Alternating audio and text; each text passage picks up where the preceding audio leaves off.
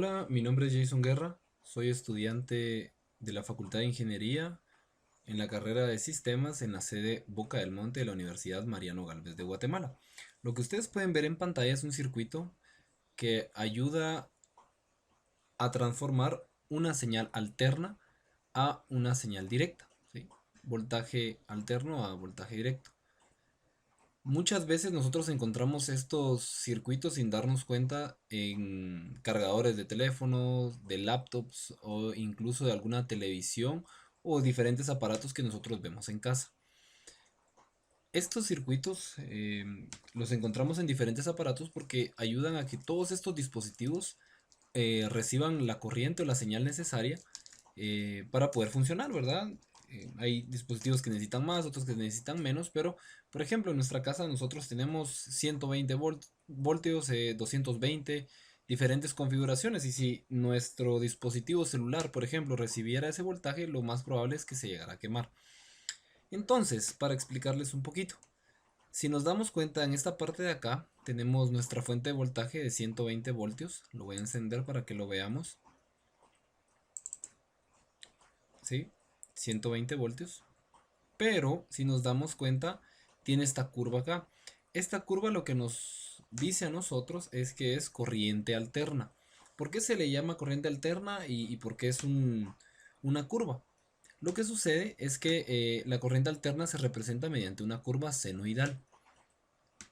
Entre esta corriente va mezclada las dos polaridades, ¿verdad? Entonces, luego tenemos la corriente directa, que es esta línea que está acá. Si nos percatamos, la corriente directa que representa, y es muy variable. Entonces, lo que hace este circuito es convertir estos 120 voltios a 30 voltios. ¿Ok? Continuando entonces, lo que tenemos acá es un transformador. Un transformador es un dispositivo eléctrico que permite aumentar o disminuir el voltaje de un circuito eléctrico de corriente alterna. O sea, ya nos estamos dando cuenta ahí de que es el principal que está en el camino de la corriente alterna. Está compuesto de diferentes embobinados independientes, ¿verdad? En un núcleo de aire o material electromagnético, ¿sí? Luego, acá nosotros podemos encontrar un puente de diodos o algunos también lo conocen como puente rectificador, incluso como puente de Gretz. Esto fue descubierto por unos científicos alemanes y lo que hace este puente, como lo dice su nombre, es rectificar, ¿verdad? La señal que entra por ellos.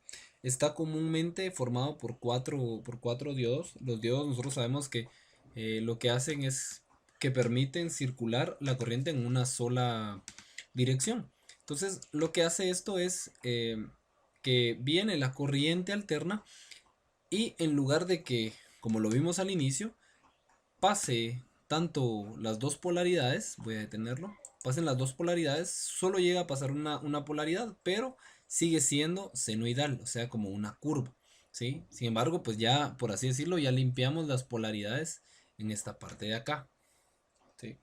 Entonces por acá tenemos algunos condensadores y demás. Los condensadores o capacitores ayudan a limpiar la señal, ya que almacenan cierta cantidad de energía dependiendo de la capacidad que ustedes cuenten, ¿verdad? Entonces ayudan a limpiar la energía para que estabilizar la señal. Al igual las resistencias funcionan como ciertos filtros por acá, ¿verdad? Y por acá tenemos lo que es un transistor, ¿sí? Un transistor pues fue un invento genial, ¿verdad? Anteriormente se utilizaban unos tubos de vacío, pero el transistor por sí em, regula el flujo de corriente o tensión y actúa como interruptor o puerta para señales electrónicas. Entonces, este acá lo que está haciendo es mandando la señal que necesita a esta parte de acá, ¿sí?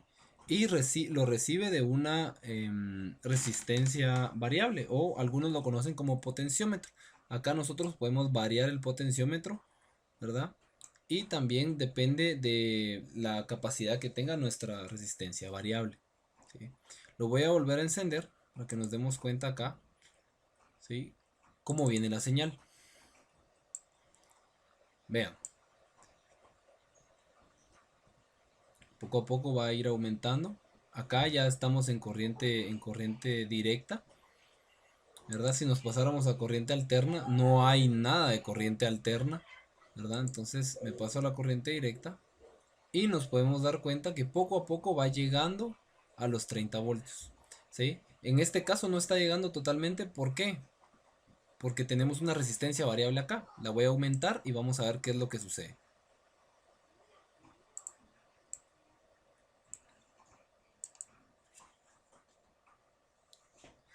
¿Ok? Vean, ya, llegamos, ¿verdad? Entonces, incluso si ustedes llegaran a medir sus cargadores o demás que tengan en su casa, aunque diga 12 voltios, a veces nos da un poquito más, un poquito menos, ¿sí? Dependiendo de los filtros que tenga como resistencias. Entonces, este es mi proyecto final. Espero que les haya gustado y que de repente podamos poner más atención en los diferentes circuitos que tenemos al día a día, ¿verdad? Y que hacen nuestra vida mucho, mucho más fácil. Espero que les haya gustado y poder platicarnos en otra oportunidad.